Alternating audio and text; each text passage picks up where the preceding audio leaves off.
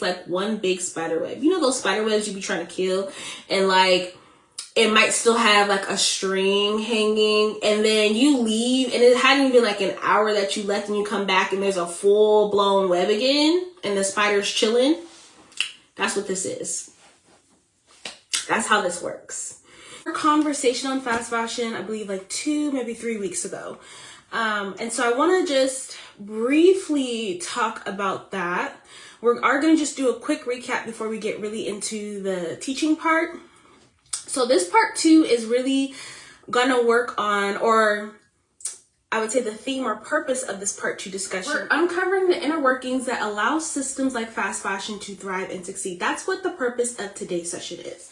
Now, we're going to recap part 1's discussion, which the purpose of that discussion was like an introduction into uncovering why fast fashion is dangerous to society, why it's dangerous to our planet, and then why also it's dangerous to us. Now, the intent of part 1 was really just to show and highlight the deceptive ways that fast fashion is used to get you to accept less than, not just in clothes, not just in accessories and other industries, right? It's like the entrance point, right? To get you to accept less than, and it spreads to other sections of your life, right?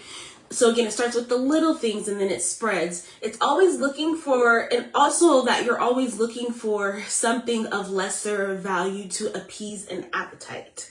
And we'll get into what that appetite really is and like why it's there's a need and a hunger to fulfill that appetite. So we kind of in last session examined like behind the business. So I know people, when you say fast fashion, they like, you have all these thoughts and emotions and your own opinions. However, I talked about really the behind the business. So we're taking fast fashion, which is like a small, I call it a symptom within our society, right? Something that we see is a symptom. It's impacting the way we move. For some people, the way we move, the way we think, and it's impacting us in the background. I call it the silent killers, right? But you don't really know until it's too far gone, and then you're trying to eradicate something that you should have noticed the symptoms for, but it was silent. And so that's what it really is. But to get you from that small, like it's a small perspective, right? It's a very narrow view to get you from there and to show you now behind the veil, which is behind the business, which is the policies, which is the avenues and how business operates. If you aren't in business, and for some industries, even if you are in business, doesn't mean that it will require for you to have this level of expertise. I have this expertise because one, I love studying, and then 2, I love the history of things, and then 3, I'm in business, but I'm in business to help those that are in business run their business. And so I'm kind of in the business of doing business, and I think that that's like an invisible labor and layer within business that's not really conceptualized or talked about, because there's doing business, which is you have the business license, you have all the legality things, you have either a product or service that you brought to your customers. That's doing business, but then there is a business side to actually doing that kind of business. And so that's my expertise.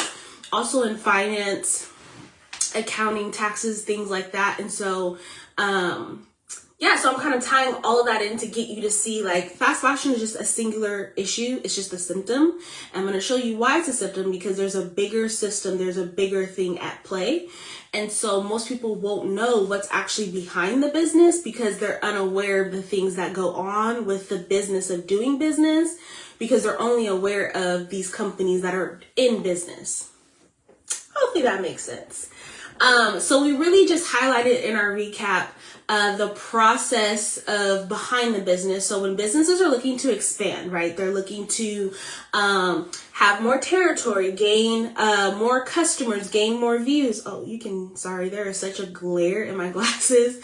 It's kind of throwing me off. But yeah, they're willing to gain territory, gain more customers, or get their product or service out to customers that they have not seen or had before. And so with that, that's called expansion, right? And so even with expansion, comes with acquisition, which is like acquiring something. And so that's something that's a term that's always talked about, especially for companies that are public. So private companies are going to be like a lot like the LLCs and things like that. But when a company becomes public, they become on the market to have other investors and things, and then they can be acquired by bigger companies, and that's where they talk about like portfolios and like all these things, right? All of these terms that it's another video for another time. However, we talked about how offshoring began because that was a way of expansion for companies to be able to expand and diversify and be competitive in their markets, but also reduce the time and also labor costs. Because with expansion, we talked about and breaking down of how companies do their financial projections and looking at how much their COGS, their cost of goods sold, how much it costs to make something, how much it costs to provide that service. And so they're looking at all those things to see where they can cut costs so that they can also have the profits and revenues that they're looking to have. And that is all in the spectrum of offshoring. So then they offshore to other countries, which cuts down their labor costs significantly. And also in some of the things that I introduced, like the Maquiladora program, which was a partnership between the US and Mexico, things like that, it impacts their GDP. The IMEX program, which is another offset of what the Maquiladora is, it allows various companies that don't have specific representation and or just licensing in a specific country to then be able to get that by way of a third party. And the third party, there's different modalities. There's 5 of them. We mentioned that is in our part 1 series. You can go on my page and check that out. There's different modalities based on like what that company needs. But long story short, it's low labor costs, and then also with manufacturing, it's duty and tax free. So like there's advantages to why they also do this, is because they don't have to pay any of the taxes. There's no, or I should say tariffs. They don't have to pay any tariffs, which is taxes, and any other associated fees with selling your product overseas and things like that. So, and then we talked about captivity. So we talked about, okay, how did this all start? How did fast fashion become a thing? How did industries and or companies like these fast fashion companies even become a thing? Like, how did that first begin? And so we kind of talked about the timeline, because with offshoring began in the 1960s and 70s. And so there was a lot going on in this country, the US of A, around that time. I didn't even highlight all the other things that were going on internationally as well.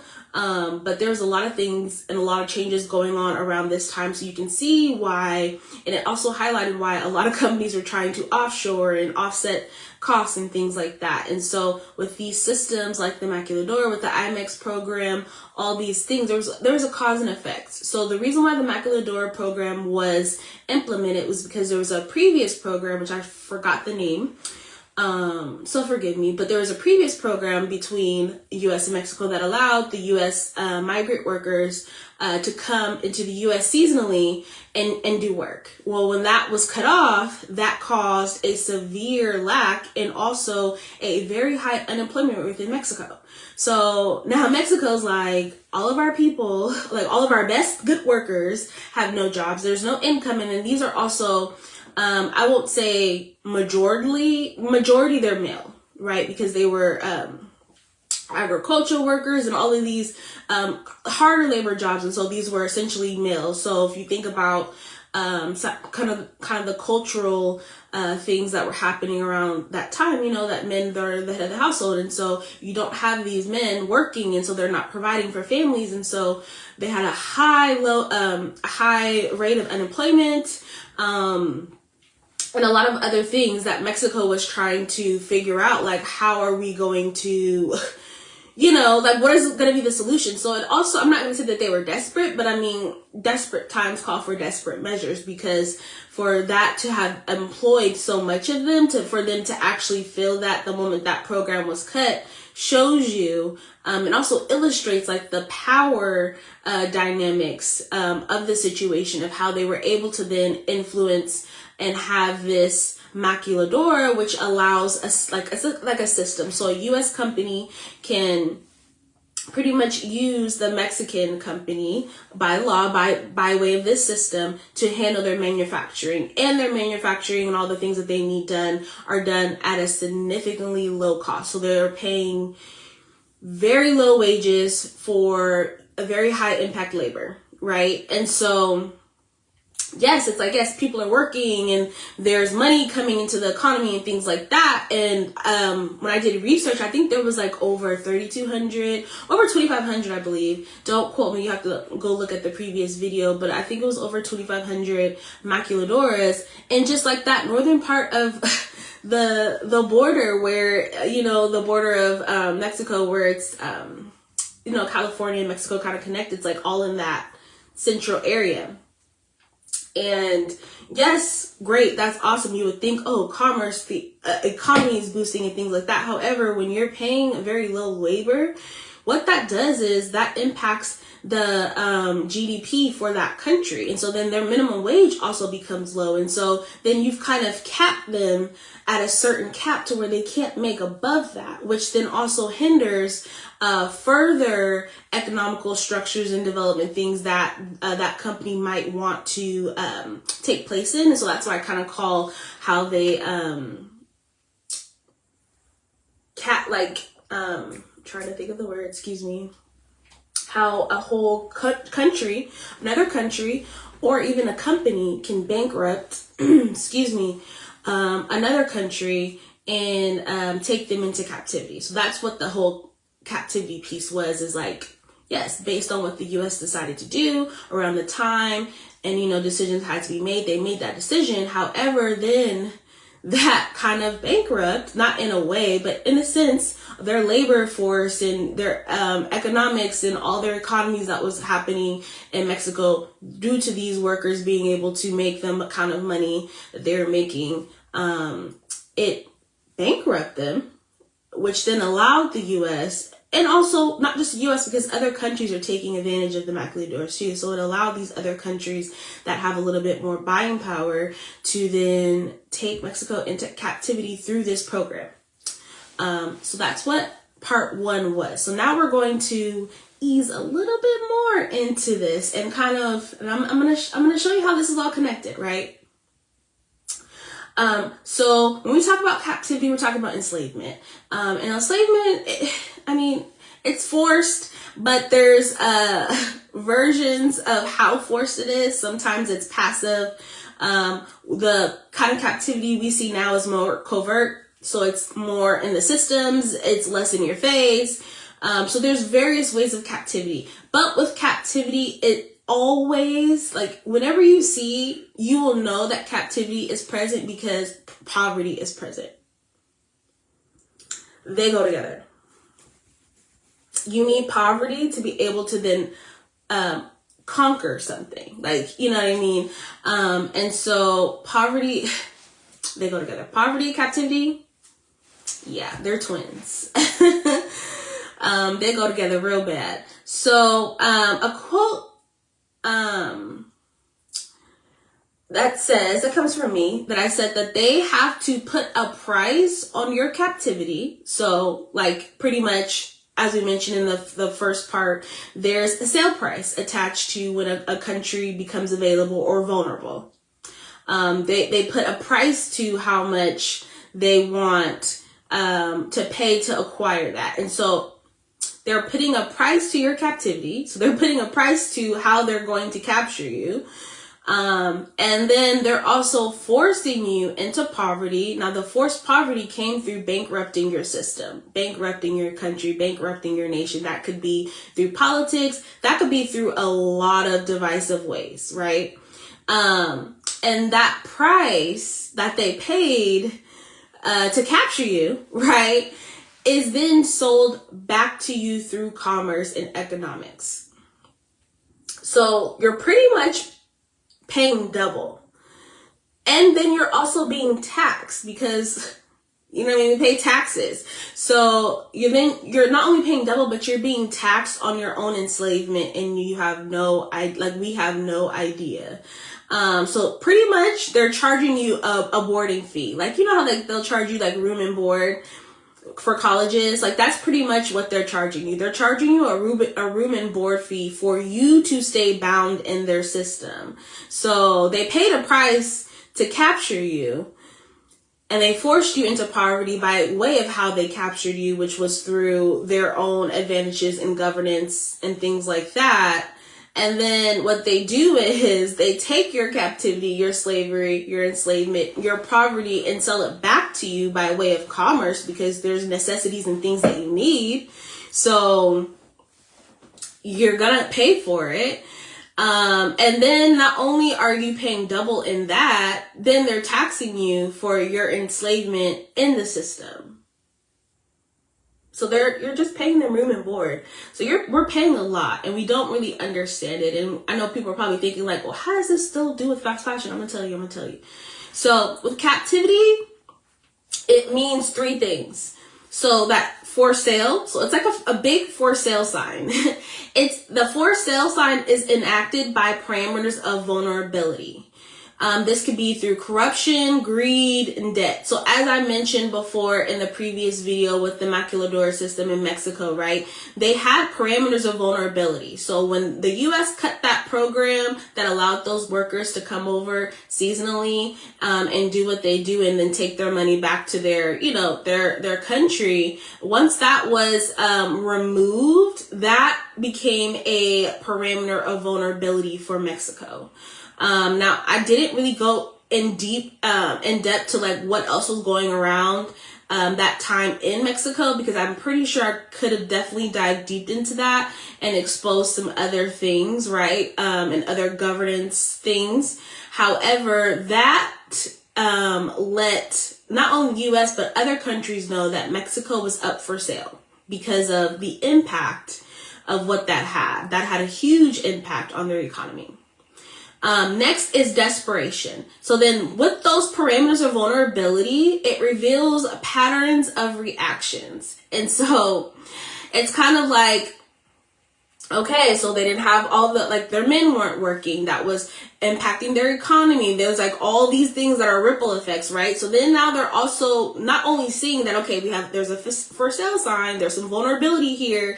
They're going to sit back and watch you and assess like the patterns in which you act based on the ripple effect that they caused, which is crazy.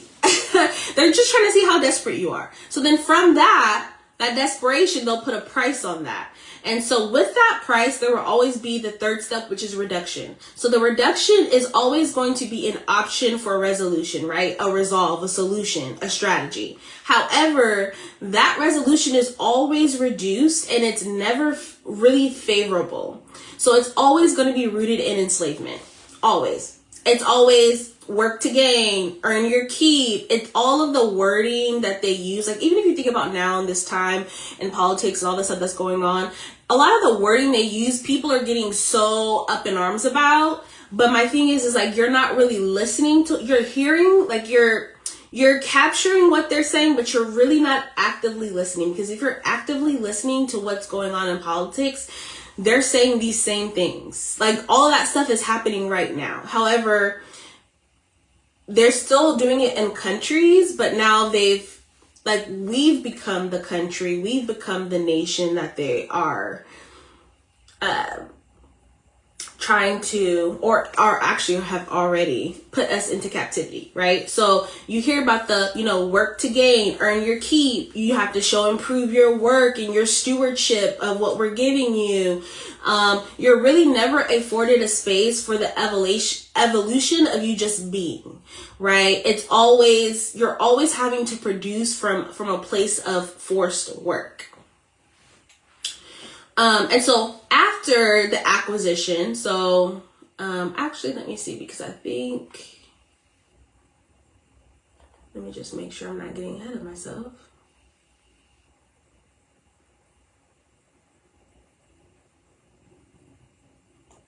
Okay, yes. So then after what happens with the acquisition, when they're being acquired, which the process of sale, right? What happens after that is deep-rooted oppression, inhumane living and working conditions, low wages, or the pay of like really unlivable wages, enforcement of labor for profit but no benefit to the laborer. Then there's tariffs, taxes, levies, which is all different words for taxes, that are placed on the laborer to work and then placed on them to consume the things needed for survival. So it kind of goes back into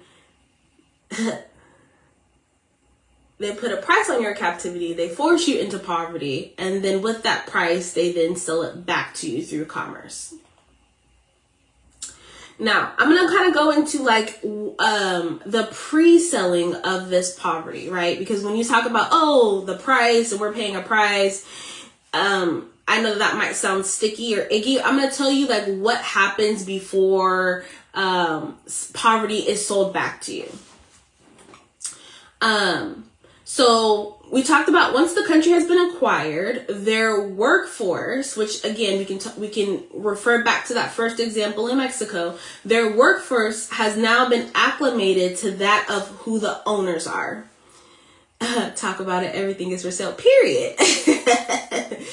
And so this is also establishing a systemic slavery. So we have poverty at play. We have captivity, which captivity is part of slavery, but captivity is really like the overarching structure of the both of them. Slavery is just another avenue. So we have that. We have which slavery, systemic slavery, and physical slavery are the same because it deals with enslavement of people, right? And it's forced. However, with systemic slavery, it makes it legal. So it's the legal commodification of bodies that levies, which are taxes, it's just another word for taxes, of generous amounts are enforced to reinforce the systemic slavery. So it's illegal for them to commodify your body for labor, and then they place, again, a tax on that, and the tax is to enforce it. However, that same tax then reinforces the systemic slavery because they have to make money to get money to then reinforce it and sustain the system, right? So now we kind of move into the implementation of slavery and how it's done. So for them to sell you slavery, they first must have to get you to buy into slavery. And so we kind of talked about what that slavery looks like with the deep-rooted oppression, inhumane living, working conditions, low wages, all of that. So how do they get you to buy into that? So we'll talk about the first step is getting to know who you are. And so I was actually talking to a colleague. I think she's on here. Hey, Jade. Yeah. Hey, girl. So I was talking to her and this kind of reinforced, this is something I had actually already, this teaching was done in December 2024. And as I was going through my script and editing some things, it kind of reinforced the conversation Jade and I had about how data works, right? And how everything is data. Everything you do is data, right? And so these companies have, and I think this was in the Dupes live teaching where I talked about how companies have lobbying power with politicians and how they tie the hands of government and government officials and judges and things like that. Well, they also can, and because there's less governance with it, they're able to do what they want. So these technology companies or companies in general are consulting and using technology to then collect data on you. So for example, Shein.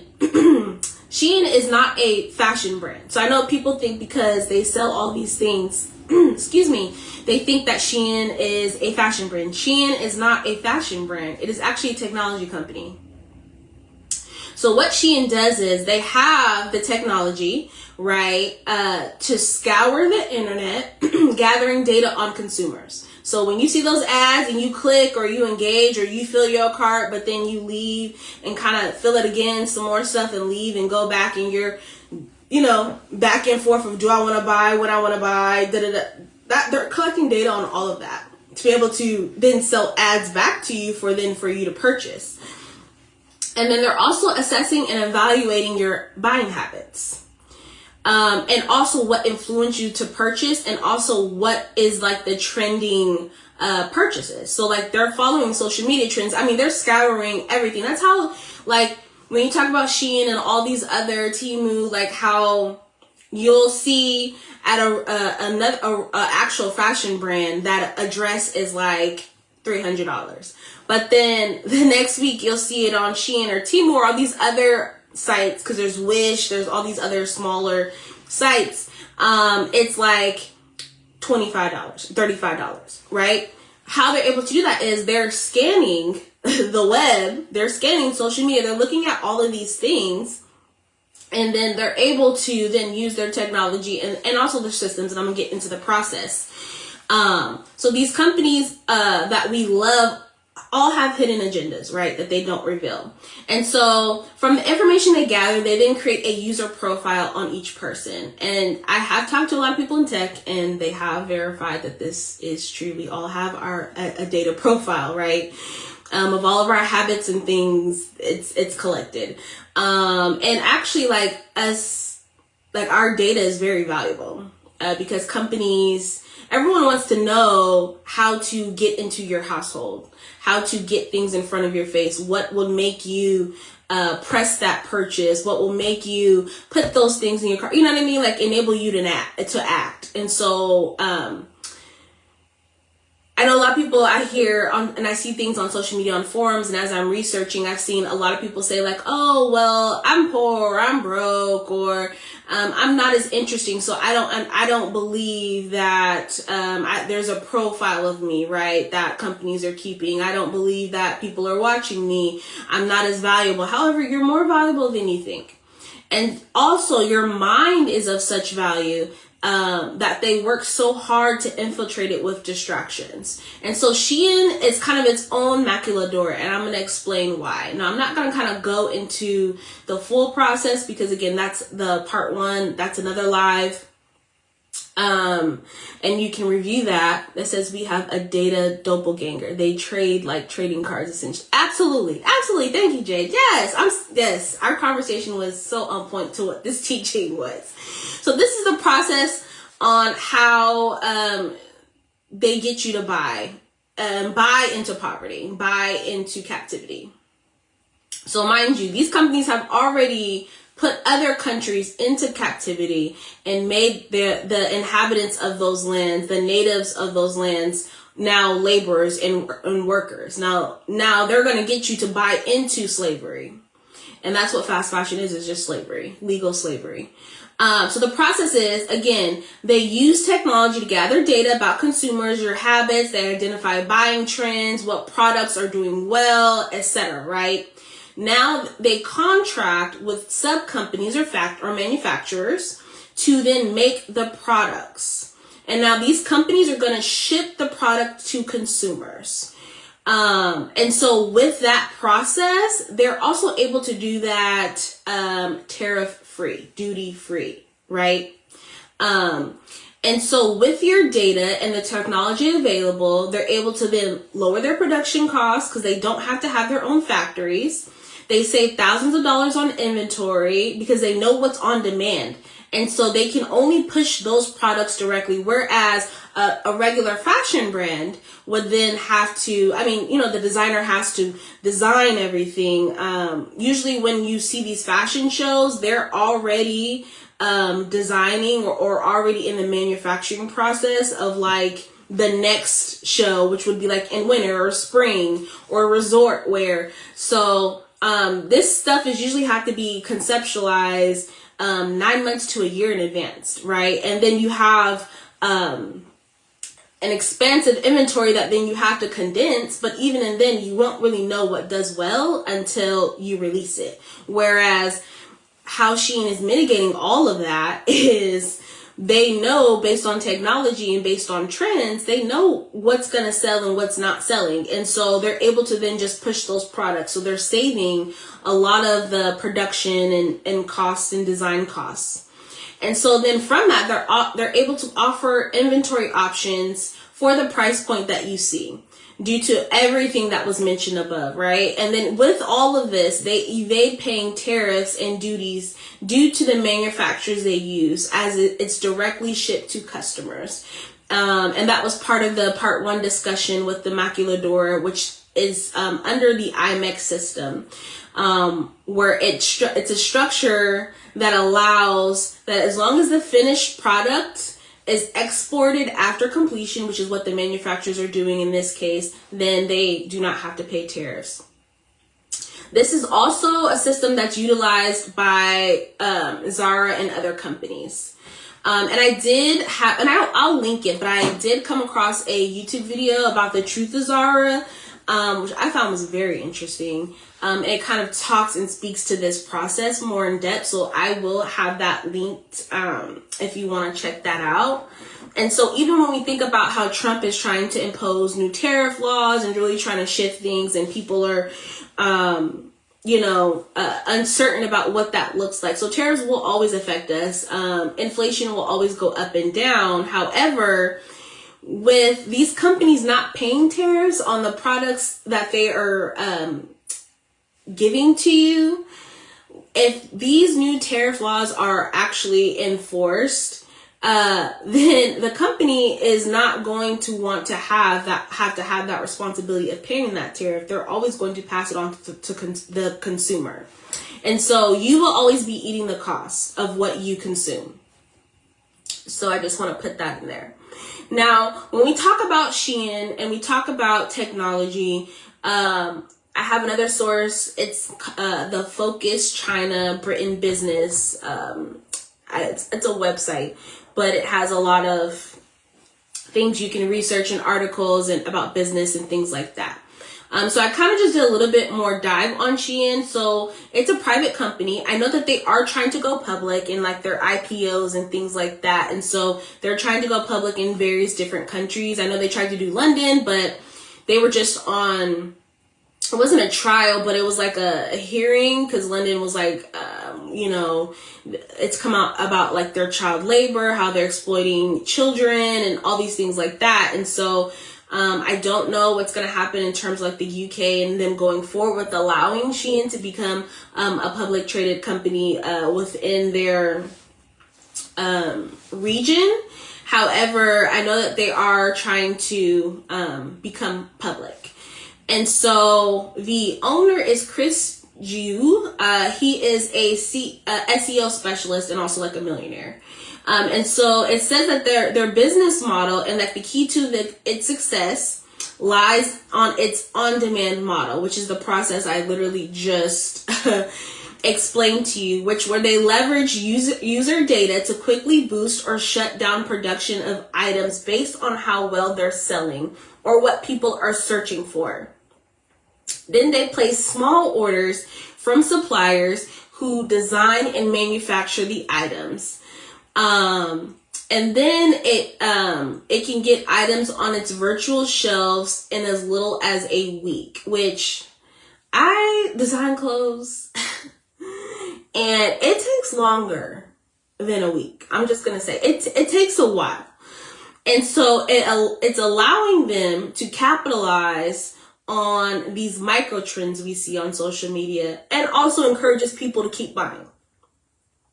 And so then Shein then ships its products directly from those Chinese, because they use Chinese manufacturers, in individual shipments. So with these individual shipments, they have a low enough value that they can avoid customs and duty fees in countries like the US and UK.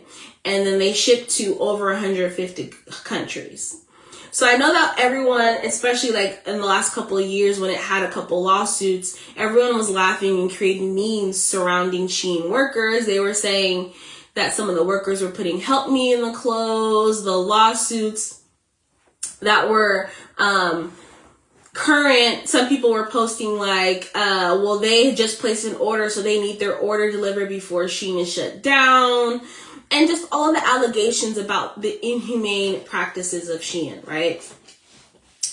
And from those memes and jokes and laughs and giggles, you could actually see how in society they have desensitized slavery and oppression to the point that we laugh and banter about it. And we also then place ourselves in a higher seat because we don't live in those countries and aren't subjected to slavery in that form.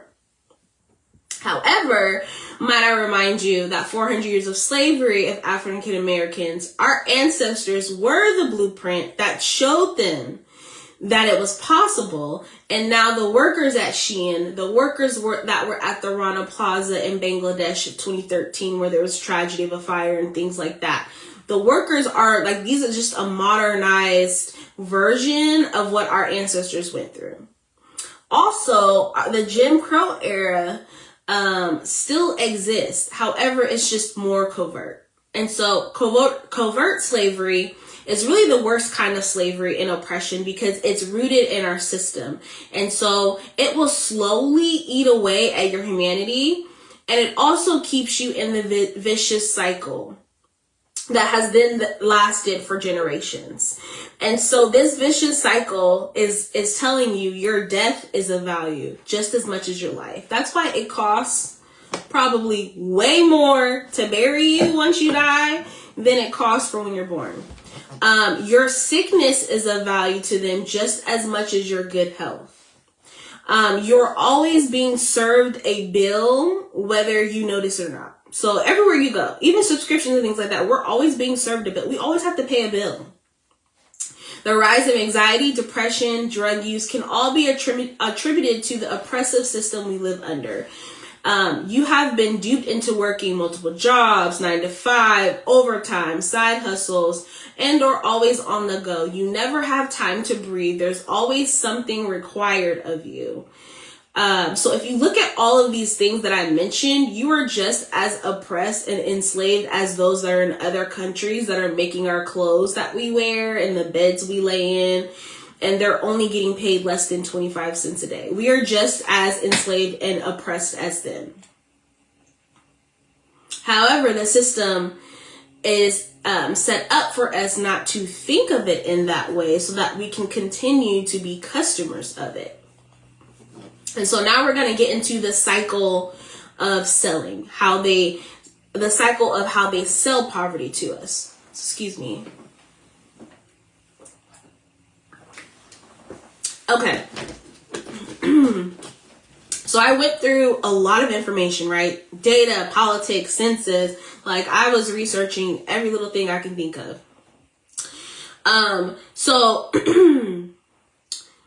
poverty is sold back to you by the following ways. So it's always going to be subtle ways, but they have various avenues. So there's not just one certain thing.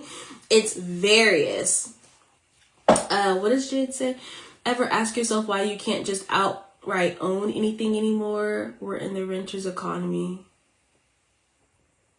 Everything is absolutely, Jade, absolutely. Yes. And so all of these ways are very subtle, but there are going to be various avenues. So there's not just one way of selling poverty back to you, right? Because they also know that doesn't work. And so they're also leaning into social influences, trends, your way of life, religion, cultural context of different cultures and racial groups, right? Social media, word of mouth, and the generational context when it comes to cultures and values, it's kind of all formed into a marketing technique that's called social proof. So they use social proof a lot. We just don't see it as that because we think it's in singular situations where it's a continuous thing. So you'll hear like those hauls and stuff. Like, girl, let me show you what I got from Amazon. Or like, girl, Amazon hate to see me coming. You know what I mean? Like, every time I see something, I gotta pull out my credit card, right? So it's like everybody's doing it. That's just what's common now. Kind of get with the program. It's normal, right? Now, what this does, and this constant loop of hearing and seeing that does, is it slowly relaxes you. It makes it appealing and more appeasing to your eye. Now, I'm just going to do a connection point because my last live teaching that we did last week was our origin series, and we started with the first session of that, which was Genesis, right? So we kind of went into the Bible and broke down like the first iteration of where modesty came from, right? And also where we see all of these things that I've talked about, like how all of this started was back in Genesis. And so when you think about the story of how the serpent deceived Eve and she ate of the fruit, but it says in Genesis how it was appealing and appeasing to her eyes. So it looked of value to her to make her want to then consume it. And so just want to connect that, because if you haven't seen that, you should go watch that. It's really good. And then what that does is it desensitizes you and gets you to relax your boundaries. And that kind of goes into the same thing of our live teaching last week of how, okay, she saw it and was like, oh yeah, this looked like all the other trees that God said I could eat from. And the fruit on this tree looks very appeasing and it's bountiful. Like there's an abundance of it, just like the other trees. And so it relaxed her. It desensitized her a little bit to relax her boundaries.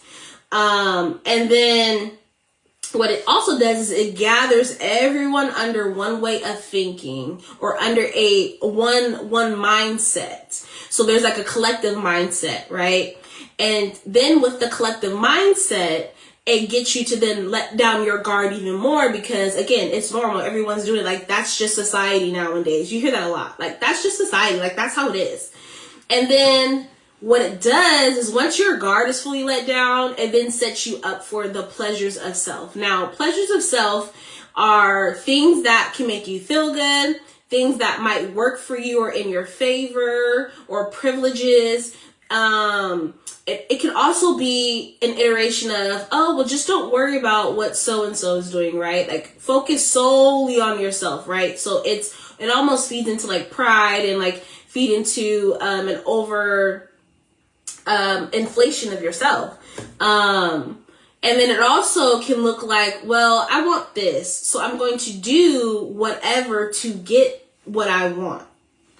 And so that is how they slowly start selling your poverty back to you, is by those steps. And it is in that order as well.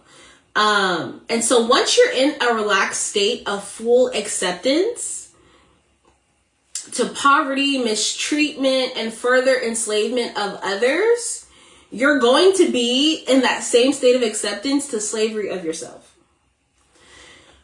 And so while all of that is going on, right, while they're relaxing you, while they're using social proof and other people and all these like all this stuff, while all this stuff is going on and all these distractions are going on, I'm gonna tell you what's happening on in the background, because there's always, all this stuff is set up to distract you so that you won't think about or look behind you to see what's going on in the background. And so what they're doing is they're now setting up systems in place to know where, so that you know, and then also kind of feel oppressed. So they'll set up these systems. And that could be through corporations. That could just even be through consumerism of things that we like. Like that's a system that's now set up, right, for oppression. And all that system is, like social media is a system. It guides your thinking, it guides your emotions, and it guides your will for acceptance. So it continues to create this wheel of exposure for you to accept those things, right? And also when we talk about racialized groups, when we talk about groups that have been systemically rejected, and all the things, right? A lot of those groups, then what it looks like for them, because it's going to look a little bit different, right? Their context is going to be a little bit different based on what they've gone through. But what it looks like for them is when they look at someone else being enslaved, or when they look at someone else that's in poverty, to them, they're like, well, I've already experienced that. Or it's like, well, I've already experienced the worst. So what I'm being presented with, can't be any worse than what I've already experienced. And so what this does is it gives way for classism. Now, classism is still present. We just don't see it because social media and the way that things have been modernized and, again, pulled behind a veil, you don't really realize that we're actually sectioned in classes.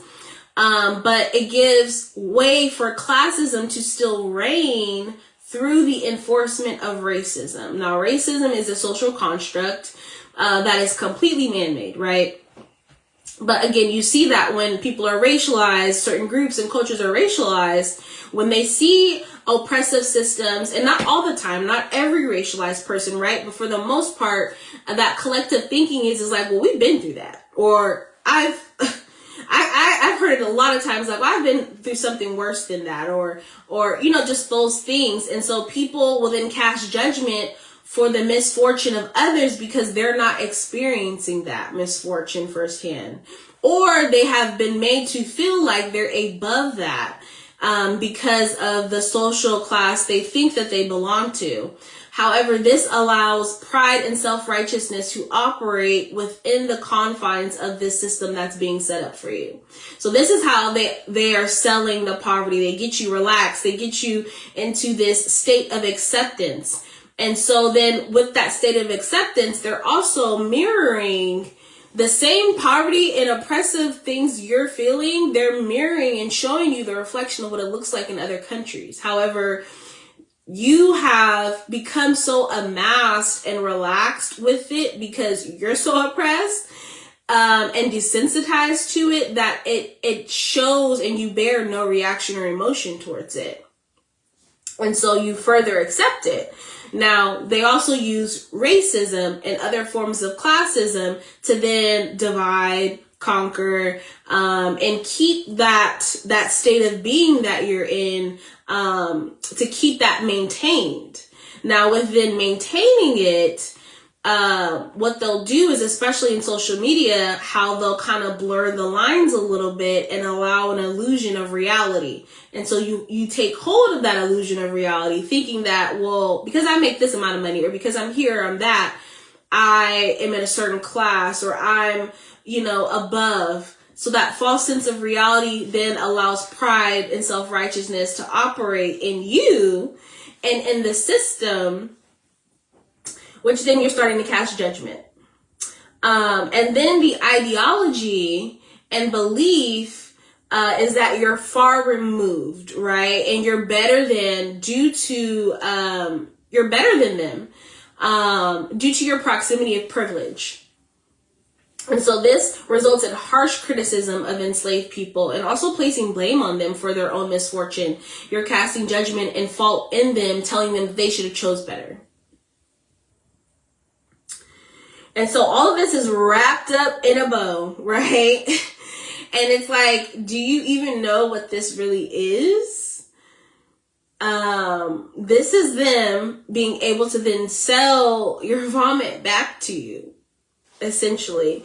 They're normalizing the commodity of bodies and the selection of whose life is valuable over others. And so what they've allowed us to do and kind of what they've guided us in is placing ourselves in the judge's seat, where it makes us a pawn in this game that's going on, where we're deciding whose life is valuable and whose life can be sacrificed for the pleasure of a handbag, for a shirt, or for being able to buy 40 items of clothing made of low quality fabrics and toxic chemicals, all for the right to have a choice and to choose. And so we love having options to choose and to make choices, but we don't like the responsibility of stewardship that comes with it. And that is very true. And so we all are then packaged this beautiful illusion, right, that we live up to and have to also then also find identity in, given by the head of this system. And so kind of when you think about all of these contexts and things that that I'm explaining to you, when it's broken down like that, I'm like, it's kind of crazy when you think about it. And again, this is like a no judgment zone. This is me just making you aware of the things so that you can know and be informed and then make a decision.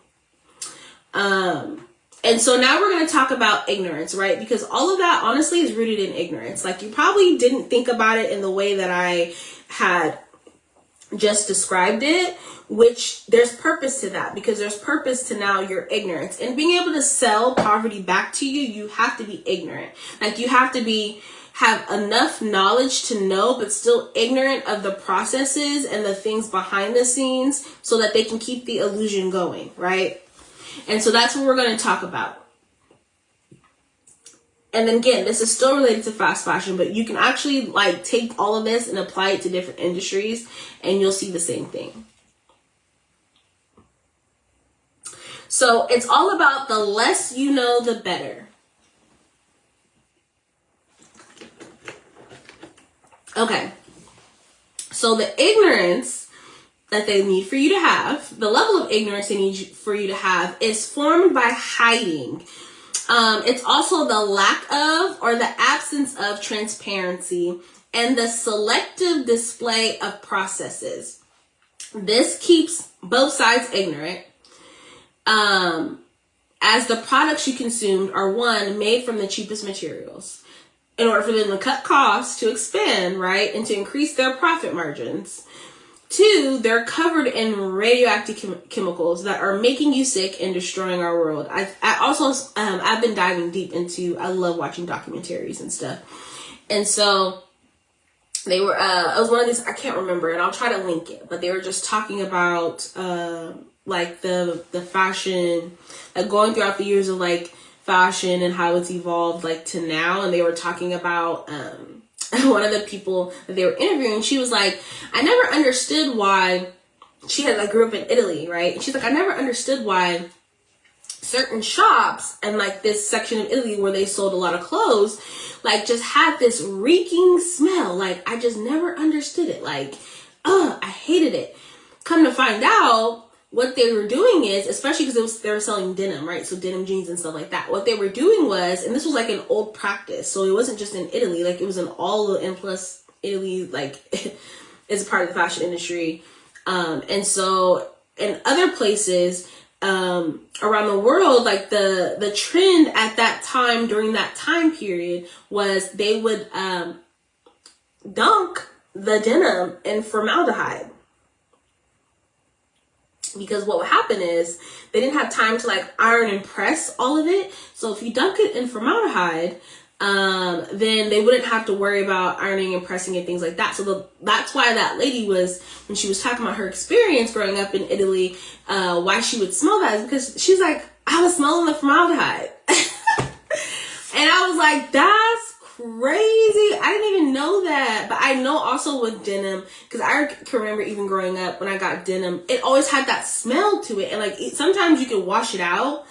But for some denim, you could never wash out the smell. And that's because they coated it in chemicals. So the way the denim feels, the way it looks, the color, the fit, and like all the other characteristics of how some denim operates the way it does is because of the harsh chemicals that they douse the denim in to then keep its structure, things like that, when it's wrinkle free and stuff like that. It's not wrinkle free because, like the fabric, sometimes fabric, no, yes, but that's because there's a presence of a chemical or several. So I found that was interesting, and I'll try to find, I know I saved it in my YouTube, so I'll try to find it and link it as well. And then lastly, they market to entice you by the price. So that and reinforces your option to choose whether you want to take pleasure in having excess of something, by the amount it costs to attain it. And so we're going to kind of go into the illusion, because for them to do any of this, you have to be ignorant. Like from what I've mentioned all the way up until now, there's a level of ignorance that we all have. right? Because even in some of this, I knew some of it, but still was ignorant to really how all this works. And so there is a level of ignorance they need for you to have to be able to continue to enforce this. And so the captivity, the poverty, all that works due to ignorance. Now, this is the inception of how ignorance is placed. And again, this is just one avenue. There's various avenues depending on what additional things they use and the purpose. And so this is how they also get you to accept less or the lesser value. And that's what fast fashion is. Also in our Duped by the Dupes live teaching that's on the page, we talk about how that is a way to get you to accept less than. And you think it's just in clothes, or you think it's just in some of the things you like. However, that always spills into other aspects of your life, right? And again, it's not just in the clothes, it's in all things. All of this is interconnected. And so I'm demonstrating, but also explaining all these things to show you just how interconnected this is. It's like one big spider web. You know those spider webs you be trying to kill, and like it might still have like a string hanging, and then you leave and it hadn't even been like an hour that you left, and you come back and there's a full blown web again and the spider's chilling. That's what this is. That's how this works. You think because you see a symptom and then there's an uproar from social media, and then there might be a law, there might be something that takes place, a boycott or whatever, and it impacts it, right? It might take most of their web down, but it always leaves one little string hanging, right? And next thing you know, you go off, right? Because something else has happened in social media that's taking your mind off the thing that you were very angry about. And then you turn around and now the web is back up. The system is back up. All the things, like you think about a virus to a computer, all the things that was a virus to that have been, all the bugs have been fixed, you know, for the apps, all the bugs have been fixed. The system is up and running. Just like that spider. Absolutely, just like the spider. And the spider's sitting there like, and I'm ready to catch some dinner. You know what I mean? Like, I'm ready to catch my dinner now. That's exactly how this works. So this cycle is fueled by poverty, lack, and also classism. And there will be a separate video on just classism alone. And that'll be just later on in the series.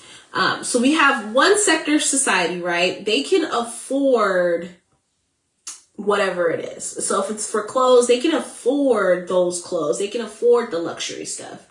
Now you have another sector. So that's group one, right? Group two is another sector of society that is gaining wealth from the creation of the things that group one is spending on and can afford. And then you have group three, which is another sector of society that cannot afford it. And so they take an illusion. So you know how like they say, oh, the American dream is a white picket fence and a house and, you know, just like they tell you what the American, which that's not my American dream. Like that never was a thing for me. But for some people, like, and even in like, again, in politics now, you hear people like, whatever happened to the American dream? And all, like, that was an illusion. That was an illusion to get you to overwork. And to owe your life to corporations for years, then for you to retire and can barely live off the income that you get.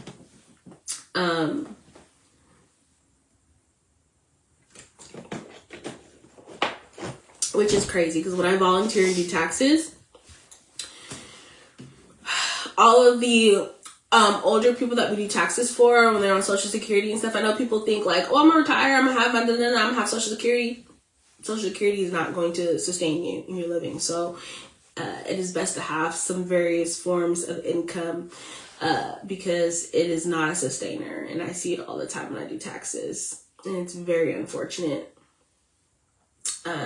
Again, but that's the illusion, right? And also, and to hear their stories, like, we'll sit while I'm doing their taxes and I'm hearing their stories about like, I've worked so-and-so 30, 45 years at this company, I retired, and like, You know, they barely can afford groceries. They barely, they're not vacationing. Like it's a very sad, reality. But also it ties into the illusion they were sold. So it speaks exactly to what I'm saying, like this illusion, right?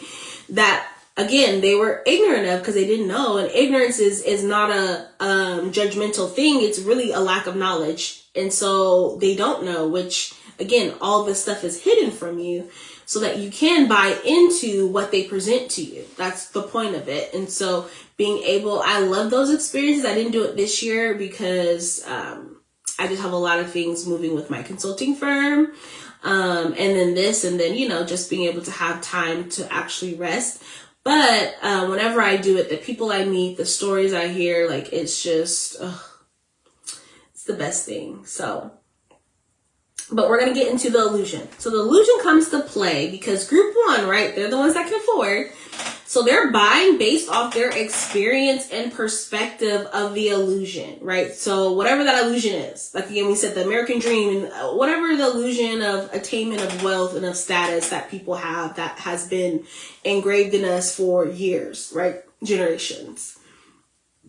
And so their experiences and their perspectives is also immersed within their social class. So things that they are seeing amongst people who are in that same social class as them. And so there's a layer of normalcy. Like, I don't know if you've ever been around because there's a difference between rich and wealthy. Like rich people, they spend because they have it, but they're new money. I don't know if you've ever been around wealthy people. It's a night and day. It's a night and day. And there's a lot of things that are normal because they have wealth that if you're not rich and you're not wealthy, if you're like middle class, which is poor, it's impoverished, they just, again, an illusion. You're going to be like, what? That's normal? So this group is buying based off that, their experience, their perspectives, and also just the immersion within their social class. Now, group two, they're setting all of this up, right? They're setting up the illusions or they're just playing into the system by proximity. This is based on what they can gain and acquire of group one and also group three and what the illusion and how profitable presenting this illusion to people is for them. So they are selling and advertising to group one and also amongst themselves.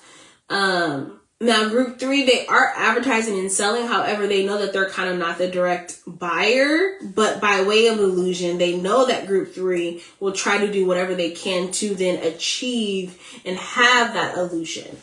And so with group three, they have then filtered this American dream, this illusion of what wealth and the accumulation of wealth looks like based on this illusion that was presented to them.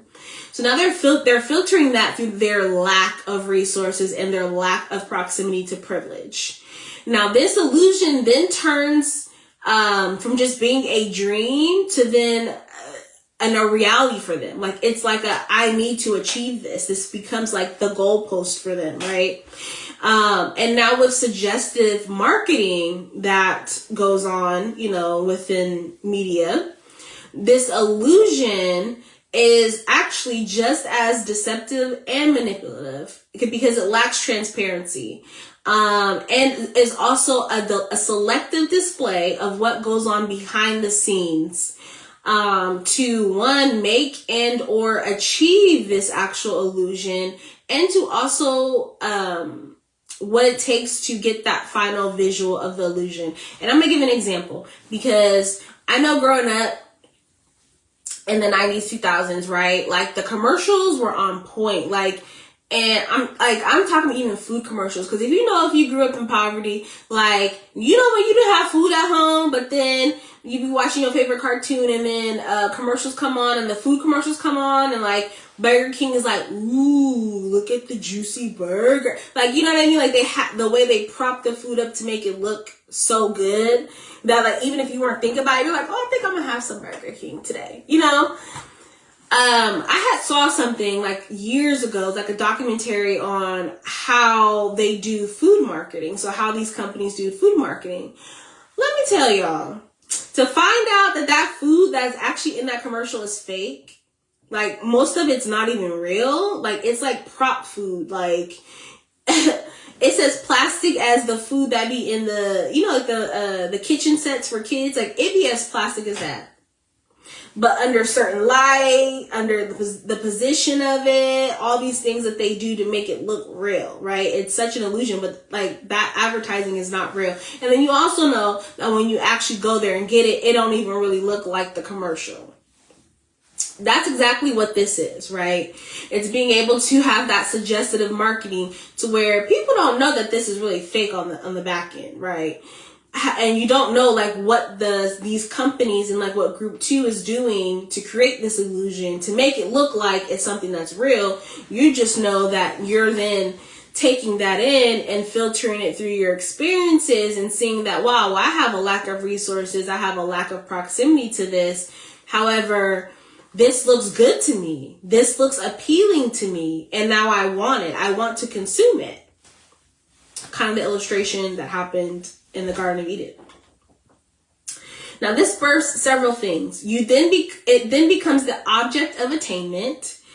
It becomes Group 3's identity, where now they have placed an identity in it.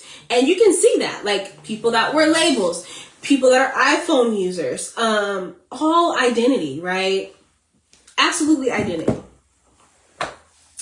And then there's a dire need to then switch their class and their tax bracket to then be able to achieve this. It's like the I made it, right?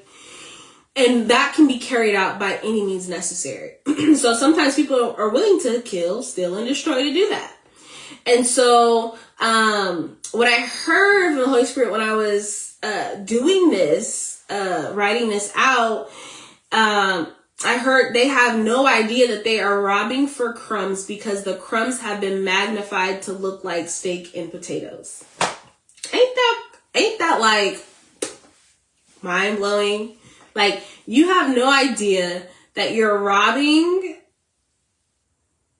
just to attain crumbs, like, because these crumbs have been made to be magnified to look like it's steak and potatoes. Now, if we think about this mindset, it is actually the same mindset of the oppressor, which was engraved in the minds of enslaved people through systemic slavery and oppression. So people talk about like cognitive dissonance and being able to like, like you kind of, especially if you experience trauma, a lot of people that experience trauma, they kind of, they're not always present in their body, right? They kind of disassociate. So they kind of disassociate where they're not fully aware of what's happening and how they have taken on the mindset and identity of who they've placed their eyes on or who they look toward. So they've actually made this illusion an idol now. And they're willing to take on whatever mindset and identity is related to that, because that's what they look up to. This mindset is also related to everything that I mentioned earlier about how companies or other countries can then collapse countries. And so some of the live teachings that you can reference is my Duped by the Dupes live teaching, and then also the Fast Fashion Part 1 for that. But when we talk about how this ties into what I just came out of, which is how countries are collapsed and how captivity happens, and how now this mindset, this idol, this exalted illusion is all wrapped up in a bowl of ignorance, like in a package of ignorance, and how the very thing you love and now are willing to take on whatever mindset and identity is related to it, And for some people, it's by any means necessary. And it's a kill, steal, and destroy. Now, what that looks like is the steal part is taking from consumers. So they'll be changing their products and services to save money. So that's what we talked about, how when companies want to expand, they're cutting costs, right? So they start to ration things. That's how you know, like, when there's inflation and the price don't change, but the product is less than what you know you usually get. That's stealing, right? Another part of stealing is actually robbing countries of equitable payment, which is labor. So you're stealing their livelihood from them. This is all connected, right? Now we're getting into the kill part. And you can also like take these references and like plug them in from what you're seeing and identifying as I talk, because it all aligns. Now the killing part is for corporations and things, they're giving workers very little to work with, and then also setting up these manufacturing factories that resemble internment camps. And so what I mean by how they're setting up these internment camps, so they're killing these countries' environments. So they're burning of products that are infused in chemicals, using these countries as waste dumps, like dumps. So how they save on like labor and products and things like that, and especially in luxury, what they'll do is instead of like something going to a discount store, these luxuries, to obtain their brand, what luxury brands do is they will burn products. They will slash products with a knife. Like they'll tell their employers to do it and damage products, because you know that they can recomp that on the back end as damaged inventory, just so they can keep their name and the price, you know, and within that posture and status that they have. That's very true. When I went to France for my study abroad that I did, the sustainable business part, but when I went to actually Paris for the luxury brand management, the professors told us that, because a lot of them work in luxury, and they confirmed that they do that, which was crazy. But the things people do, right? The things people do for an illusion, the things people do for a stature or identity and status, it's all connected.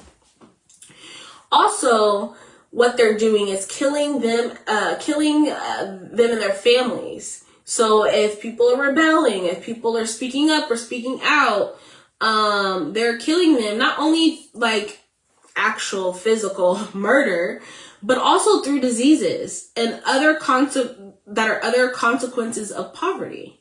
And so when you're collapsing a country, disease is rampant, especially when you have areas of that country that are just chemical wastelands. None of that stuff goes away. Like, it's not absorbed back into the environment. All it does is just sit there. And if it's in the environment, then, you know, based on weather, based on just the terrain, based on all of those things of the country, I mean, then people are just really, literally just sitting in chemicals all day. And so then last, the destroy is ruining the economy. So destroying land, destroying natural resources by excessive usage, right? Also destroying cultural means and methods of survival. And that's something that I didn't necessarily get into when it comes to like collapsing the country, but that is honestly necessarily needed. And I'm not saying that that's something I agree with. I'm saying that in order to really fully collapse a country and take them into captivity, you need to destroy and remove any cultural references, means, and methods that they normally have for survival. They did it when they did the Africans, when they brought them over here on the slave trade. They talk about it. There's several books. If you go back and read some like the books that they made back in those times of slavery, they tell you like there's I can't think of the title, but I think it's like ways to forgot something, when they talk about how the ways on which they like pretty much made a slave submissive to them, right? And they did it to the natives, right? They not only slaughtered thousands of them, they put them in internment camps and like these, they abducted their children and put them in these schools and all of that stuff like that. But even in that, they trained them in a way that completely erased their culture, their language, and any other means of survival that they culturally would have, and those instincts. They completely, like, pretty much tortured them to the point of erasure, then to build them back up into what they wanted them to be. And that's the same thing they're doing with us. Erasing all the context, the values that we hold, things like that, and having us align and accept the things that we wouldn't want normally accept, but also that fuel this system. Okay, so we talked about the purpose of it. We talked about how how that all leads to captivity and the importance of poverty with captivity. And then we talked about how now you have to also have a level of ignorance for the captivity and poverty to be able to do what it does. Now we're going to talk about the use of social constructs, because I kind of talked about racism, right, and classism, but we're just going to talk briefly about the use of social constructs and how that's all used still within this system that allows fast fashion, that allows all these other industries to thrive and succeed, because you need a mixture of all of it. And mind you, all of these are systems within themselves, so we could literally break down each system, but all of it is systems within itself. So you have all of that stuff going on, right? And now they have to keep you distracted with what we call the crumbs, right? The very things that we are inundated and want so bad, but they're crumbs. They're things of less of value. They're not things that are what they say they are. Now in the background, they are observing you. They're creating a social score, or like it's a social, how I heard it was like a social conscious. And this could be a personality, a feeling, or relation to a social status.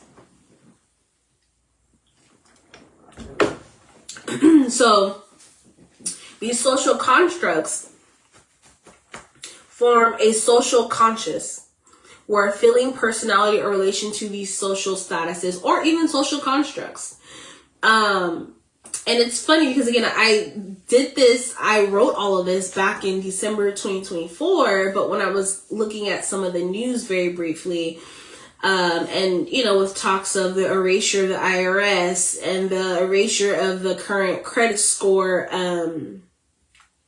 system and things like that, it just confirmed everything that I had and heard from the Holy Spirit about this teaching. And so this social conscious is also a perceived level of status or an esteem. And it's rooted in identity.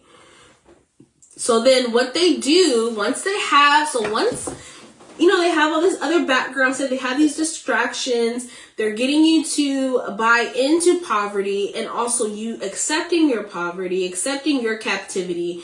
Then what they're doing is they're having these social constructs that are dividing, right, and conquering, right, for all these things to kind of interconnect. And they're also having, because they have an illusion they've placed and have marketed in a way to get you to feel and think in a way to where you want to identify with it. Now they can create a social conscious where, with the use of these social constructs, they create your feelings and can tie your emotions in relation to now your social status, right? And then what that looks like. And so then now you have just a perceived level of status and or esteem.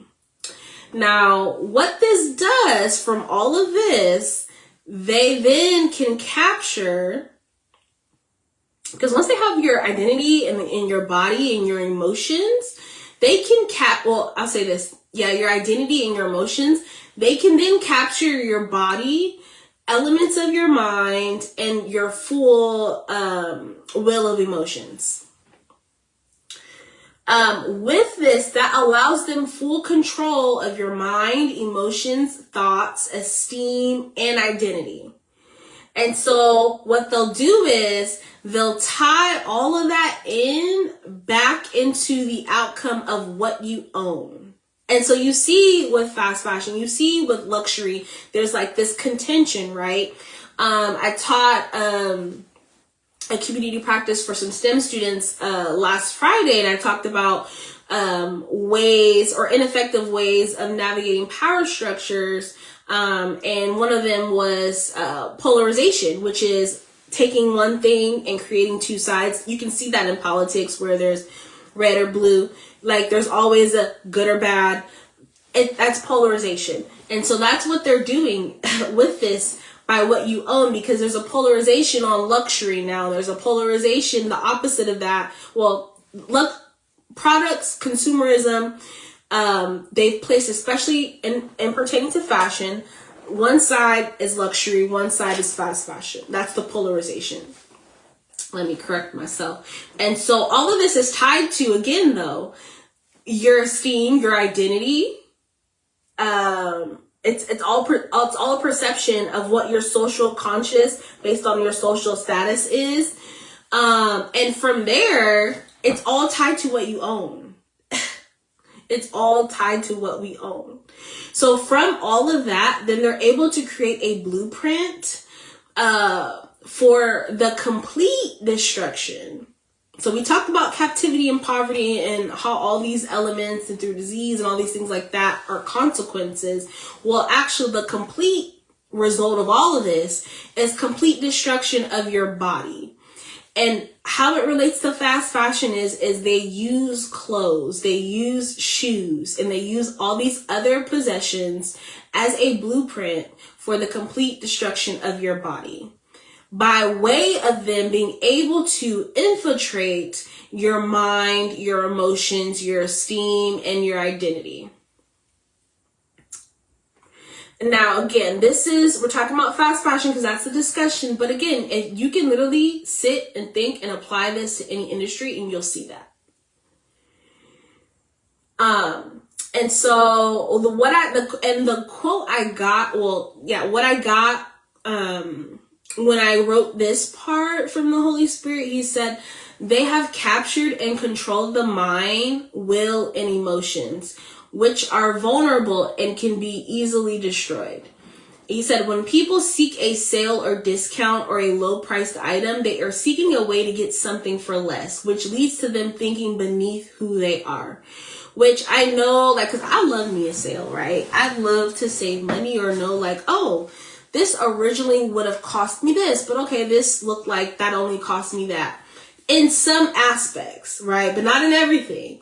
But also, I'm very big on quality. I'm very big on craftsmanship. And so I don't mind paying the high price tag because I'm paying into quality. It's an investment for me. So I know we think, and I know it's been also suggestive marketing is you're saving money, you're being responsible. Oh, well, no one can afford that in this climate. No one can afford that with this economics. Who would make that big of a so that all of this suggestive marketing is telling you this is a reasonable thing to do. However, what they're not telling you, because it's just an illusion of what the capacity of you, the capacity of your participation, the capacity of your acceptance. And that's what's not being talked about. And that's what I'm highlighting.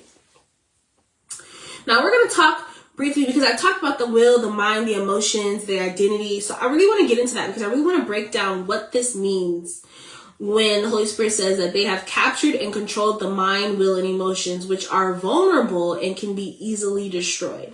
So I did research, and researchers say that your will and emotions are considered part of your soul, right? And or it's governed by your soul. Which is often seen as encompassing your mind, will, and emotion. So like your soul houses your mind, everything surrounding your mind, everything surrounding your will. So like your will is like your choice, your freedom to choose, and your emotions, right? And is housed, like all this is housed within your spirit. So if you think about it, so here's my physical body. I have a spirit that allows this body, which is just flesh and dirt, really dirt. It gives this body life because there's a spirit in it, right? And then from my spirit, there's the soul, which is like the core, right? And in that soul, it houses everything surrounding your mind, your will, which is your right to choose, your freedom to choose, and then your emotions. Now, the soul is a part of the spirit. Now, with the spirit, it is going to be the deepest part of your being. This is what researchers say, because I'm like, I know what I know based on what my Bible tells me. However, I know that not everybody is religious. And these live teachings, and this is just a side note, and I've said it before, but these live teachings isn't guided by a specific viewpoint towards religion. I'll say that. And it's not you gotta believe what I believe. This is open discussion, right? And I think this is also open information that everyone needs to know. It's not gonna be for certain people and, certain beliefs, and we don't do that here. Okay. This is open for everyone. So I do like to also, yes, bring in the biblical context, because that is what I believe. And I, you know what I mean? Like, that's my choice. And also, like, the stewardship of what I believe, I have to be held accountable. And so the accountability piece is the Bible, which is the word of God. And so that's how I hold myself accountable for the lifestyle that I live, right? However, I'm in business, and I do a lot of things, advocacy, equity work, all those things. And so it requires a lot of research. And so I still like to research to know what is out there. Like, because what I've seen is, even in school, they'll tell you their opinion. However, there's like 50,000 opinions. And so, sometimes when you're in a context or in a community where whoever that leader is, that's just that their opinion is the overarching opinion. And there's no consideration for other opinions. Now, I'm not saying consider these researchers' opinions. I'm just saying, like, if you were to research this on yourself, because I do suggest you do your own research, in your researching, you will find varying opinions. And so I'm pulling out this because though you may not be religious, research, science, all that stuff still, even now, still confirms that God's real. And so this is what researchers are saying as they've done the research for this kind of stuff. So it says that they say that your spirit is the deepest part of your being that connects you to a higher power or source. So therefore, while it's not directly, excuse me, they're talking about the mind, will, and emotions. While those things aren't directly stored in your spirit, your will and emotions are deeply intertwined with and influenced by your spirit, right? And so when we talk about, again, I call it the silent war. So when we're talking about this silent war, when we're talking about how they're observing you, there's a social conscious that they're creating based on these things, where it's all tied to what you own, while they're trying to capture your thoughts, your minds, your emotions, your esteem, and your core of identity, because whatever you identify and put as your identity, like, that is where you'll make your decisions from. Whatever you identify in, that is what you'll make your decisions based off of. And so that they have all of this is a full plan to capture your soul and create fragmented parts from that soul to then influence your actions. Now, these fragmented parts is by way of trauma. And trauma can come from poverty. Trauma can come from captivity. Trauma can come from slavery and the consequences of these systems. Trauma can come from all these social constructs and the consequences of having these social constructs present. Trauma can come from someone stealing. Trauma can come from someone killing. Trauma can come from destruction of things. And so, since your soul houses your will, your mind, and emotions, they are also your guides and your daily decisions. Because your will is your choice. Your emotions, of course, are things you feel. And then your mind is really the compass. It is a steering and direction piece. And it's also the entry point. And this is what researchers are saying. Researchers are saying it's an entry point for the flow of a deeper and higher spiritual connection to whatever your source is, which my source is God, the Creator. It is also a center for how information is sent and received.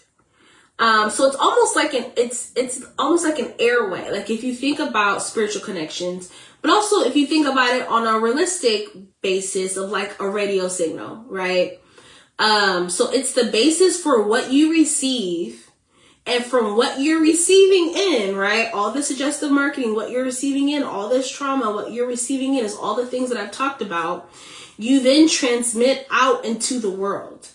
And so, yeah, you think about a radio signal. You need a signal, and then once the signal happens, whatever that information is then transmitted out of a radio, right? It's the same thing. So with them being able to capture your mind, they're being able to then, through the airways, right, through all of this stuff that I've talked about, you then become a receiver of it. So you're receiving it. So this is it being deposited, right, constantly. And then from that, you're transmitting that out. So then there's an output. So there's an input and an output going on. All while then also your right to choose, your freedom to choose, and the emotions that govern what you choose and what you decide to do, all of that stuff is all intertwined. And so when we think about the social constructs, they're silent wars, right? That's what I call them, silent wars. But essentially, a social construct is set up to capture your soul. The inner workings of these social constructs are trauma, as it fragments, which means breaks into pieces, the soul. And breaking your soul into various pieces, it leaves you open and vulnerable to then be physically captured or enslaved. And so I want to go back to the reference when we talked about collapsing countries, and I went through of how they collapse it, how something like a position of power is taken, how something might be taken away, or there will be signs through trauma that show desperation, and that show that you're, for sale, that you're open. They'll show those patterns of desperation, that'll show those patterns of reactions of how you're reacting to whatever's going on. And so from there, they'll know, okay, there's a sale price here, and they'll sense the desperation. And from that desperation, they'll then put a price to whatever that is, right? Like a buyout price. However, you're thinking, oh, this is a solution. It's not a solution. It's actually a reduction. And that's how they kind of collapse countries, where they look for vulnerabilities. They look for, is this open? Is this for sale? What are the vulnerabilities, right? And then from there, okay, so what are your vulnerabilities will reveal your level of desperation. And so that's exactly what they're doing. So when I had mentioned earlier how, they're still collapsing countries, right? They're still collapsing the economy of countries, nations, cities, all that kind of stuff. That's still going on. However, we have now become the nations, the countries, and the cities that they're collapsing. If you think about also, and I got this just before I came on, when you think about the story of Abraham, right? And it says Abraham had many sons, how there was a word spoken over Abraham that he'd be a great nation, right? And he had many sons. And you think about a great nation. The great nation isn't just great because it has this commerce. I mean, the economy is booming, all these things like that. A great nation, one, has other nations under its control. But even in the nation that's under its control, those two have to be great nations. Those two have to have great economies and things like that, like, and be expansive in ways that is beneficial to that nation. And so if you think about us being nations, us being countries, and how they're trying to collapse us as countries, through everything that's mentioned, and through various ways of captivity, through poverty, through trauma, all those things. So what they're doing is they are setting us up. And this is in terms even of fast fashion, of selling poverty back to you, because someone that's making your clothes are impoverished. They're very poor. However, that doesn't matter because the clothes is the focus. So it goes back to what we own becomes the focus. What we own becomes our identity. And so we will do anything to have that identity, to have that, because that's a key social conscious that has now been imparted in us. And so what they're doing is they're continuously setting you up and or for captivity if you haven't been captured, and to maintain the captivity by collapsing your autonomy. So if you think of you as a government, a nation, or a country, they're trying to collapse your autonomy, which is like your right to choose, like your full, like the full wholeness of yourself, through trauma, which would then be these accompanying social constructs. Now, when you have these social constructs and you have that produce trauma, now this trauma leaves you vulnerable, right? It leaves you destitute and sometimes even desperate. So then what they'll do then is they'll throw bargains at you. That's when you get the fast fashion. That's when you get the sale. That's when you get all these things, right? They'll throw bargains at you to see where you will bite, right? They'll try to get you to demote your value. And so this is where we see like fast fashion, when we talk about dupes, of taking a prominent product, completely copying it. So it's a counterfeit, but it's tweaked just a little bit. Like it could be like 5-10% tweaked just a little bit. That makes it legal for them to do all this and then resell it for a lower value, right? So they're throwing these bargains at you to get you to see where you're gonna bite, where you're gonna demote your value, which then shows just how much, just shows how you're in survival mode. And being in survival mode and the amount of desperation that it shows that you're free to be occupied, which means that now you need a ruler. You need something to be ruling over you or governing you. Now, how this happens, right, and how they're able to see, oh, you're occupied. I mean, that you're free to be occupied is because if you had a ruling or a covering over you, none of this would be able to happen. And I can think about when I used to nanny, and you can tell a kid's development, you can tell all the things based on the parenting and based on the household environment.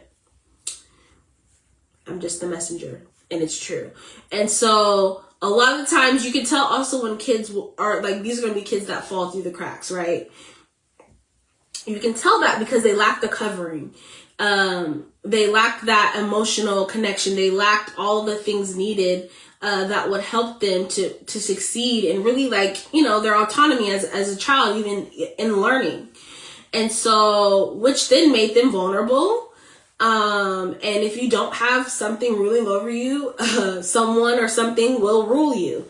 And so all of this is happening when there's a lack of covering. And so when you want to think about it in terms of maybe you not being a country and there actually being another country, when you talk about corruption, like that's what they talk about, corruptive governance. There's been a corruption in government, means that that country lacks the proper governance and enforcement, and which is a covering to protect them, which then leaves them vulnerable. So now they can overrule your authority because you have none. You gave that up by way of manipulation, and the acceptance of the manipulative and deceptive tactics that they had been prodding you with all along, which then symbols that you're ready to be conquered. And so I love period pieces or time pieces like the war movies, the series. I love that stuff because it really shows and highlights you like the art of war. I haven't read that book, but I will eventually. But the art of war, like the combat, the battles and things like that. But it kind of shows you the precursor of like before how that even begins. And so if you think about it in that way, they are using war and combat tactics on you and you have no idea. They show you this in movies and series for entertainment purposes, and we just think that it's entertainment. However, and bringing it back to fast fashion, we're just thinking that it's a blouse. We're just thinking that it's a leather handbag. We're just thinking that it's some underwear. We're just thinking that it's some pants. However, like in that is ignorance, and ignorance is bliss to some, but it's detrimental to everyone. And so, yeah, we have become the countries, we have become the nations that they're trying to collapse. And for some of us, they've already done it, right? In some systems, they've already done it. Now they're just maintaining that which they've collapsed, but they are trying to collapse you. They are literally trying to capture your soul, which guides your mind, your will, and all of your emotions. Pretty much just life, your life, pretty much. And in that, using social constructs, using all these other systems and avenues that will leave you vulnerable, destitute, and desperate. And even in that desperation, they'll throw these bargain things at you at a price that you like to then get you to further demote your value, which then shows, okay, you're ready to be occupied. Like they're in survival mode. Yep. And also shows that you have a lack of covering over you, which then signals you can be overruled, right? That there's a lack of authority, and so you can be overruled. And so they can continue to use these manipulative and deceptive tactics as distractions because you love it, right? You love it.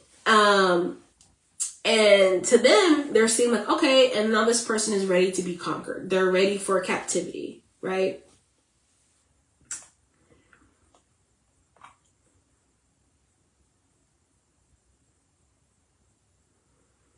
Okay, so now with that silent war and all of that, we go into the garments because clothes is always last. Like I know people think modesty, they think the clothes is the main thing and how you look and how you, like that's important, but it's not even important. That's the last thing. So this is a brief section, but it's also highlighting and illustrating the transition of power. So like once someone is ready or once a country is ready to be conquered, then now there's a transition of power. Like there's already an execution for the overruling, and now there has been a transition of power.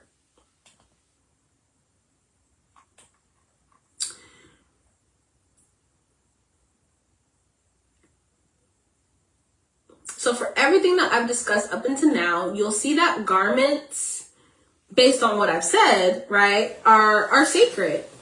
And they're the clothes that we wear should align with that. And every ounce of the clothes, meaning even down to the craftsmanship, how it's made, not just with fabrics, but in labor. And so if you are a believer of Christ, then you know that we are called a royal priesthood, right? And that we're co-heirs with Christ. if we believe that Christ died on the cross for your sins, and all of that. And so also referring back to like those timepieces in movies and TV shows, when you saw like back in those days like how they dressed, they played no games when it came to their garments. I mean, from kings to royalty, even down to peasants. Like, I know they were called peasants, but even the clothes of the peasants were of a standard, right? They were elaborate and also had like exquisite craftsmanship. They used certain fabrics. They would never let certain garments or fabrics even touch their skin, let alone be in their vicinity. And that's what we need to be. We need to be the same way, where certain garments shouldn't even touch our skin. That sense of classism in a way of like, I'm too good for this, is needed in this context. And to be exercised in this correct manner, which is when you're vetting quality, when you're doing product assessments, if there's procedures, if there's processes and governance of like, yeah, this is being made of a lesser quality. This is being made with toxic chemicals. This is being also produced massively in a way to where it's ending up in landfills, but way before it ends up in someone's closet. Like, we should have that sense of classism of like, this isn't good for me in this correct manner, and used in this correct manner when it comes to the clothes that we wear. Because of how sacred our body is, and also highlighting of like how this system is set up to capture your mind, like goes back to how valuable you really are, and you don't really understand the value. Because when a system is set up and has all of these traps and schemes and things to capture your mind and capture your way of being and your identity to be able for you to do what it wants it to do, lets me know that you're vulnerable, that we are valuable, but we don't see ourselves that way. And so that is how you've been duped by these dupes and these cheaper quality versions that imitate some of the original products and or brands and brand of clothing. And I know we think that this is small-minded. However, it starts with clothes. It starts with jewelry. And the intention is to intersect every part of your life.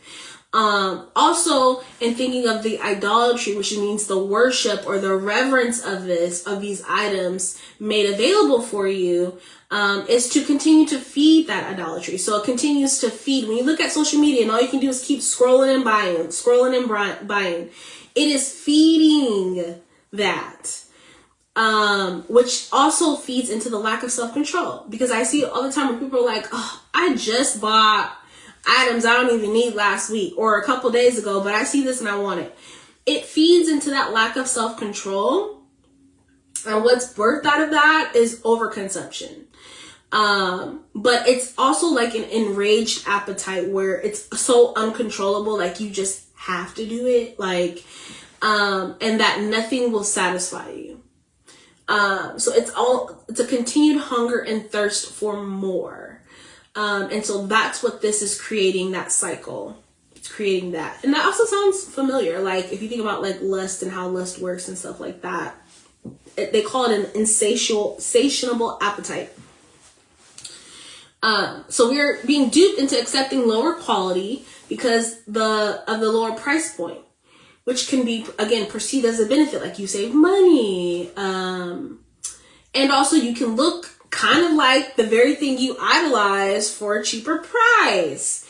And it's marketed so strongly, so much that we feel so like right in it. And that also it's our right and duty to have and make these companies accountable to then comply with these practices. So I see all the time people are like, I wish clothes were more affordable and things like that.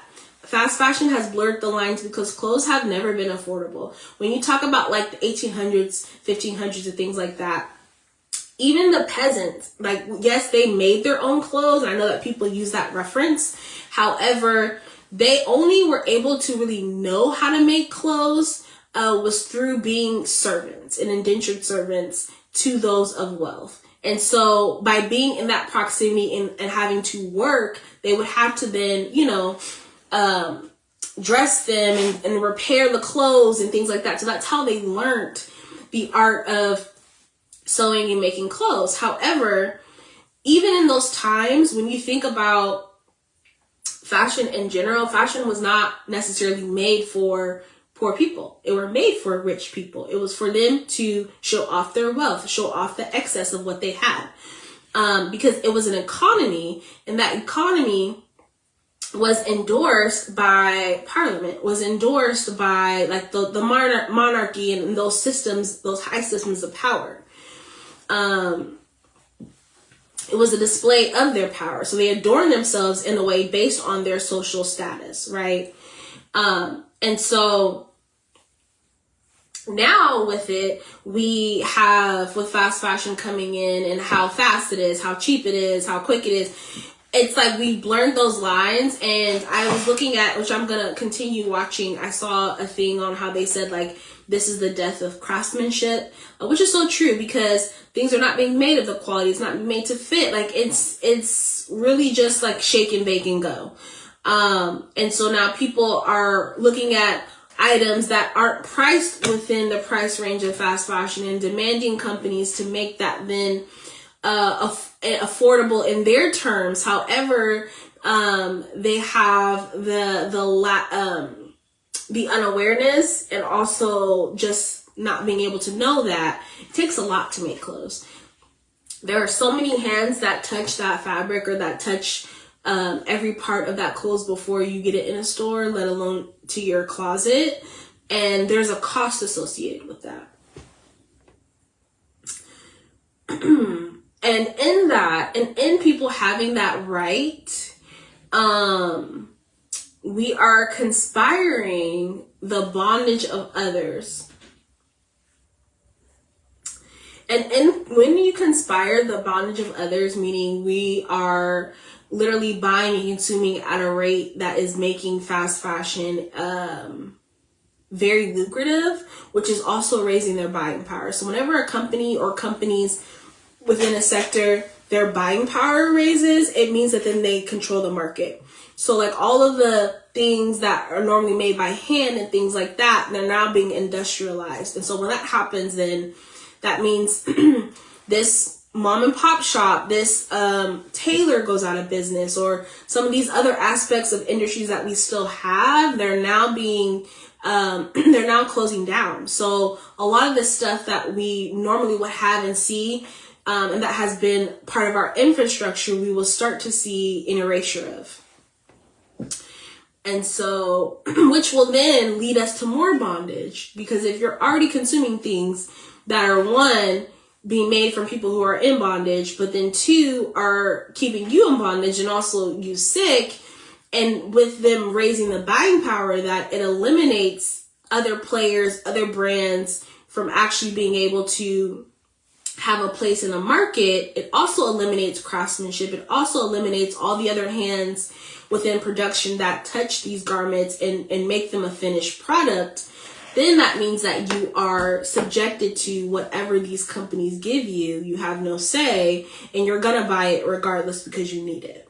So that's what you're doing, is conspiring your own bondage. And so,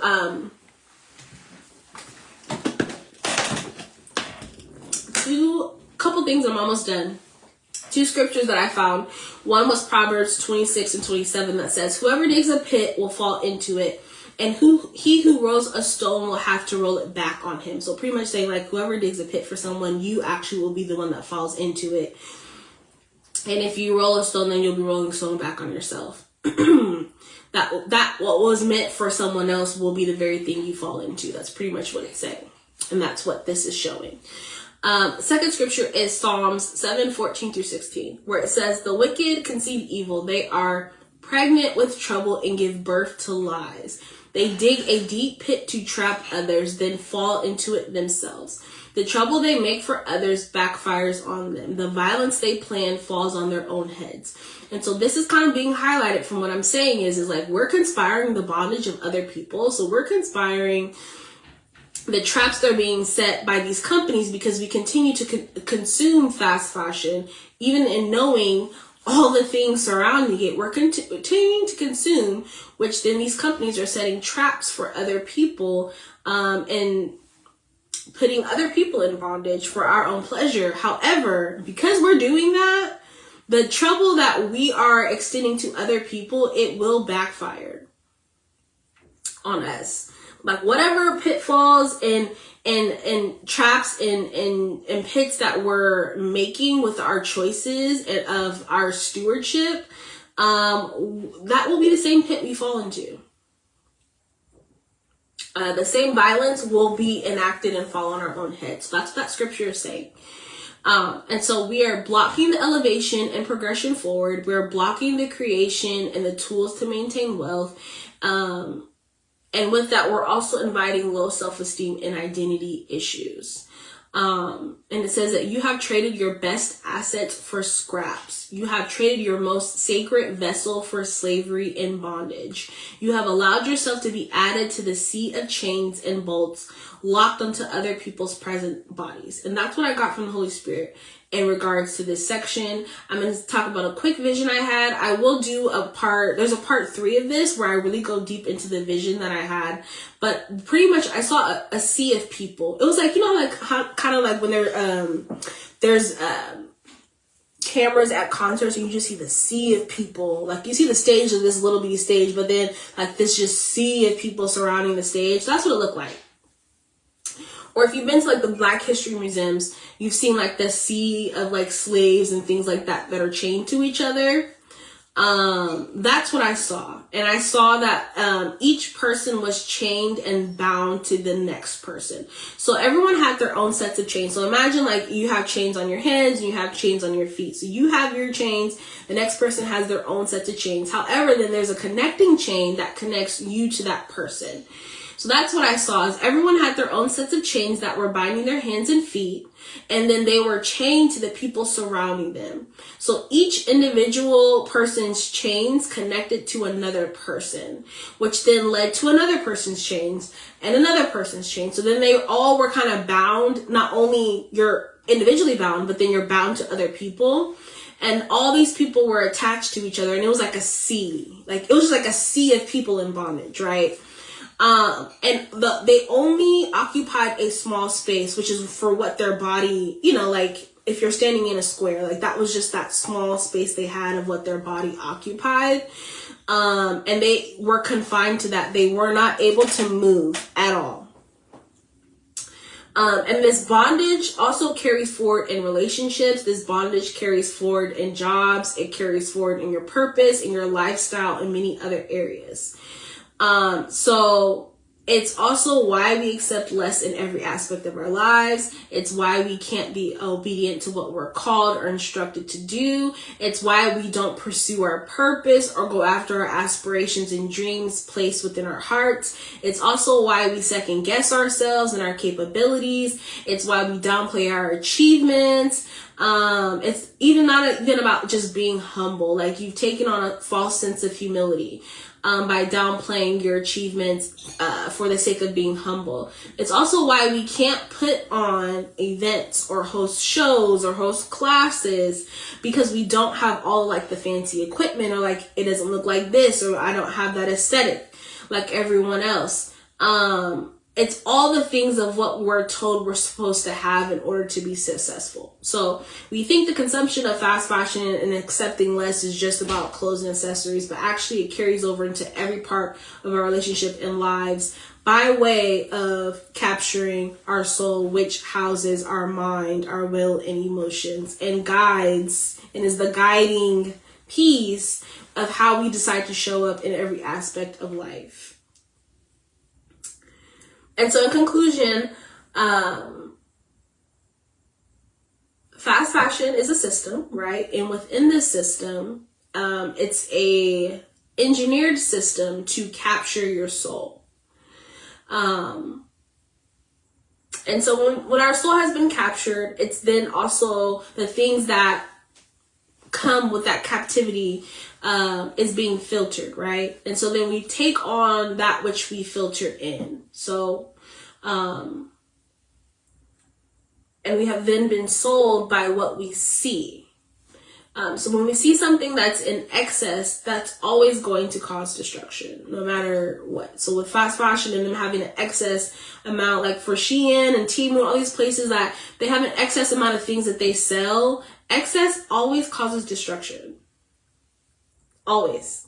So in seeing all of this, it's all a trap. So what it does is it gets you to accept less than the standard in which you are called to live for the rest of your life. It gets you to accept and put on the identity of mediocrity and to also shun excellence. It hinders you from reaching where you're supposed to be. And even when you do elevate to those places, it makes sure that there's attachments. And so within these systems, we talked about these minor systems, which could be called root systems, where that's like doubt, fear, worry. And so to you, as you move up, you're still plagued by things and or consequences to this system that you should have conquered by proximity of your acceleration, right? And also just a testament of like how far you've come. But ultimately, the goal is to keep you trapped and bound for a lifetime by capturing your soul, which houses your mind, your will, and your emotions. This is the deception of fast fashion. This is the true deception of fast fashion. And this goes even deeper. So we will dive in and go further into the elements, not just fashion and how it relates to modesty and how it relates to how we view and see things within society. Furthermore, in this deception series. So I want to thank you for watching. You can support, comment, your takeaways, any other comments, I welcome them. You can put them in the chat. And this will be posted on my Facebook page. I'll make sure I comment and link that. And also, if you're interested in the live teachings, I do live teachings every noon on Wednesdays weekly. It will be a new subject every week. So you can come back to this page or also go ahead and click our events page and you'll see all of our lives posted up until May, I believe. And you can click interested, and what Facebook will do, it'll send you a reminder. So thank you for watching, and I will see you next Wednesday. Bye.